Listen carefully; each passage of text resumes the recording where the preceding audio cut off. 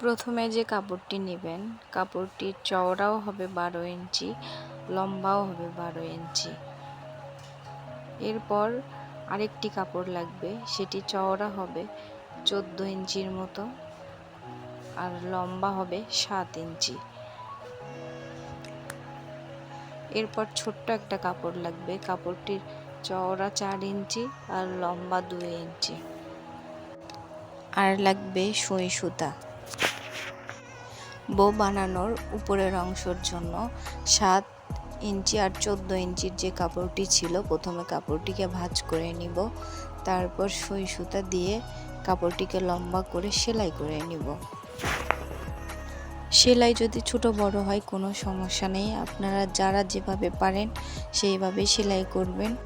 আর বো বানানোর জন্য আপনারা যে কাপড় নেবেন একটু খেয়াল রাখবেন কাপড়টি যেন শাইনি হয়, মানে দেখতে সুন্দর লাগে, গর্জিয়াস লাগে। আর অবশ্যই একটু ব্রাইট কালার নেওয়ার চেষ্টা করবেন, তাহলে বোটা দেখতে মাথায় অনেক সুন্দর লাগবে। সেলাই মোটামুটি শেষ। এইবার আমরা বোটা ভিতর দিয়ে পার করে যে সেলাইয়ের অংশ আছে সেটি ভিতরে রাখবো এবং ভিতরের যে অংশ আছে সেটি বাইরে রেখে দিব। আপনারা চাইলে সেলাইগুলো মেশিনেও করে নিতে পারেন, আবার আমার মতো সুই সুতা দিয়ে হাতেও করে নিতে পারেন, কোনো সমস্যা নেই। এবার আমি পুরোটা মাপ দিয়ে মিডল পয়েন্ট বের করে নিব এবং সেখানে দুই পাশ থেকে এনে সেলাই করে দিব। আগের মতোই আমরা কাঁথা সেলাই দিয়ে এর মাঝখানটা সেলাই করে নিব। আর সেলাই হয়ে গেলে সুতাটা ধরে টান দিয়ে বারবার এই পাশ ওপাশ ঘুরিয়ে শক্ত করে গিঁট দিয়ে নিব। আপনারা সেলাই করার সময় শক্ত করে গিঁট দিয়ে নেবেন, না হলে সেলাইগুলো খুলে যেতে পারে।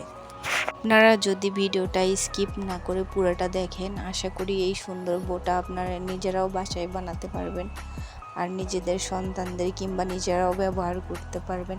এই টাইপ বউগুলো বাজারে কিনতে গেলে প্রায় 1-150 টাকার মতো লাগবে, কিন্তু ইজিলি আপনারা বাসায় বউগুলো বানিয়ে নিতে পারেন। আর এটি দেখতেও অনেক চমৎকার হয়। এবার নিচের অংশ বানাবো। এর জন্য 12 ইঞ্চি লম্বা এবং 12 ইঞ্চি চওড়ার যে কাপড়টি ছিল সেই কাপড়টি আমরা ব্যবহার করব। এর এক কোণা থেকে আর এক কোণা প্রথমে ভাঁজ দিয়ে নিতে হবে।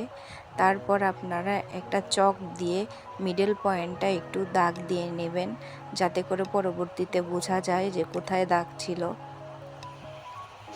এবার মাঝ বরাবর দুই পাশের দুই কোণা এনে এক জায়গায় করে নিতে হবে এবং যে সুই সুতা ছিল ওটা দিয়ে আমরা লম্বা করে সেলাই করে নিব। সেলাই করতে যদি এক পাশেরটা সরে যায় কোনো সমস্যা নেই, আরেক পাশেরটা প্রথমে সেলাই করে নেবেন, তারপরে আরেক পাশেরটা সেলাই করবেন। এখানে একটু মনোযোগ দিয়েই সেলাই করতে হবে। আর যারা মেশিনে সেলাই করবেন তারা মেশিনে একদম বড় অপশনটা রাখবেন সেলাইয়ের, এবং সেলাই করা হয়ে গেলে এক পাশের সুতা ধরে টান দিবেন, তাহলেই সুন্দরভাবে এটি এক জায়গায় চলে আসবে।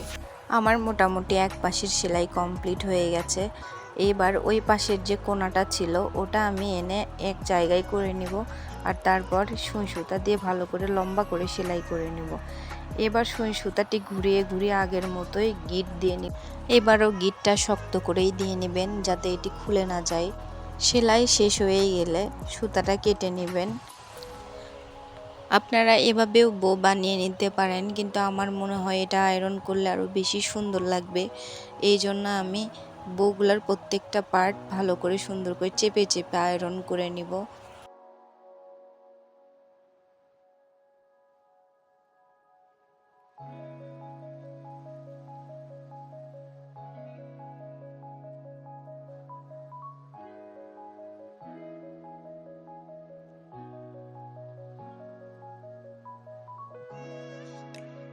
উপরের পাট আয়রন করা শেষ। এবার চলে আসবো নিচের পাটে। এটি আয়রন করতে কয়েকটা বিষয় খেয়াল রাখতে হবে। প্রথমে আপনারা এভাবে সোজা আয়রন করে নেবেন এবং পরবর্তীতে এই যে একটা ভাঁজ দিয়ে ভাঁজের উপর ভালো করে চেপে আয়রন করবেন, যাতে এটা এক পাশে বসে থাকে। আর যদি আপনারা সুতি কাপড় দিয়ে করেন তাহলে এত চাপ দেওয়ার দরকার নাই, এমনিতেই সোজা হয়ে থাকবে, কিন্তু এই কাপড়গুলো একটু ফুলে থাকে, এই জন্য একটু চেপে চেপে আয়রন করতে হয়। আপনারা বোর ফ্যাব্রিক হিসেবে অর্গানজা কাপড়গুলা ইউজ করতে পারেন।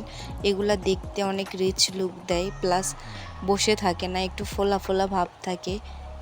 আমার আয়রন করা মোটামুটি শেষের দিকে। আপনারা এভাবে নিজেদের পছন্দ মতো যেভাবে আয়রন করলে সুন্দর লাগবে সেইভাবেই করে নেবেন। এটি সম্পূর্ণভাবে আপনাদের পছন্দের উপর ডিপেন্ড করবে যে আপনারা কি রকম দেখতে চাচ্ছেন, সেই রকম করে এটা ভাঁজ দিয়ে নেবেন, তাহলে অনেক সুন্দর লাগবে। এবার ছোট কাপড়টি আয়রন করব। আপনারা ভিডিওতে যেভাবে দেখছেন সেভাবেই কাপড়টি আয়রন করে নেবেন, তাহলে অনেক সুন্দর লাগবে।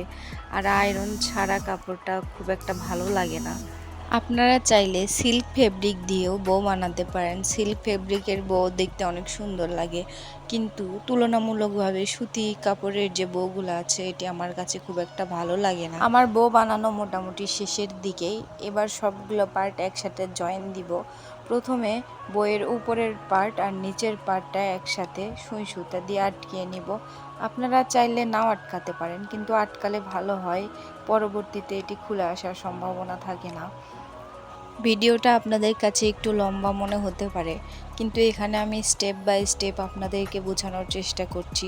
তবুও যদি কোনো ভুল ত্রুটি হয় প্লিজ ক্ষমার দৃষ্টিতে দেখবেন। আর ভালো লাগলে আমার চ্যানেলটিকে সাবস্ক্রাইব করবেন এবং লাইক কমেন্ট শেয়ার করতে ভুলবেন না। এই পর্যায়ে আমাদের একটি রাবার ব্যান্ডের প্রয়োজন হবে। আপনারা চাইলে ক্লিপ পাওয়া যায়, ক্লিপগুলোও লাগাতে পারেন, কিন্তু আমি এখানে একটা রাবার ব্যান্ড লাগাবো।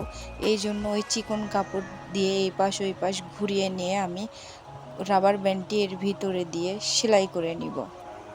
অবশ্যই সেলাইটি ভালোভাবে করতে হবে, কেননা এই সেলাই যদি খুলে যায় তাহলে রাবার ব্যান্ড থেকে আপনাদের বউ খুলে যেতে পারে। সেলাইয়ের সময় আপনারা শুধু এই কাপড়ে না, এছাড়াও যে রাবার রয়েছে সেই রাবারের মধ্যেও সুই দিয়ে ভালো করে আটকে দেওয়ার চেষ্টা করবেন, যাতে কোনোভাবেই রাবার থেকে বউটা খুলে না আসে। বউ বানানো মোটামুটি শেষের দিকেই। সেলাই করা হয়ে গেলে যে বাড়তি অংশটা থাকবে এটি আপনারা একটি কেচি দিয়ে কেটে দিবেন, নয়তো এটি সামনে থেকে দেখতে একদম ভালো লাগবে না। ভিডিওটি দেখার জন্য আপনাদেরকে অনেক ধন্যবাদ। যদি আপনাদের ভিডিওটি ভালো লেগে থাকে এবং এরকম আরও ভিডিও চান তাহলে প্লিজ কমেন্ট করে জানাবেন। আপনাদের মূল্যবান সময়টি ব্যয় করে আমার ভিডিওটা দেখার জন্য আপনাদেরকে অনেক ধন্যবাদ। সবাই ভালো থাকবেন, সুস্থ থাকবেন। আল্লাহ হাফেজ।